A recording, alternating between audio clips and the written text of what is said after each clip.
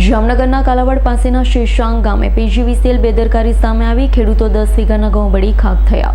જામનગર જિલ્લાના કાલાવડ તાલુકામાં એકવાર પીજીવીસીએલની બેદરકારી સામે આવી। કાલાવડ તાલુકાના શેષાંગ ગામના ખેતરમાં ઊભો પાક રહેલા 10 વીઘાના ઘઉં બળી ખાક થયા। શેષાંગ ગામના ભાગીરાજસિંહ જાડેજા નામના ખેડૂતનું ખેતર હતું। ખેતર ઉપરથી પીજીવીસીએલની સર્વિસ લાઇન હતી। અચાનક શોર્ટ સર્કિટ થતાં ઇલેક્ટ્રિકનો ચાલુ વાયર ખેતરમાં ઉભેલ 10 વીઘાના ઘઉં ઉપર પડ્યો। વાયર પડતા ખેતરમાં આગ લાગી। ઘઉં ઉપર પડતા સંપૂર્ણ ઘઉં બળી ખાક થયો। પીજીવીસીએલની બેદરકારીના લીધે ખેડૂતોના મોઢે આવેલો કોળિયો છીનવાઈ ગયો।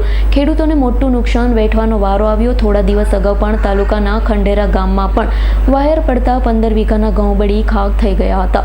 મળતી માહિતી મુજબ વારંવાર પીજીવીસીએલના અધિકારીઓને રજૂઆત કરવા છતાં ગંભીર ન લેતા આ ઘટના બની હોવાનું જાણવા મળ્યું છે। ખેડૂતોને નુકસાન જાય તો તેનો જવાબદાર કોણ? આ એક મોટો પ્રશ્ન છે।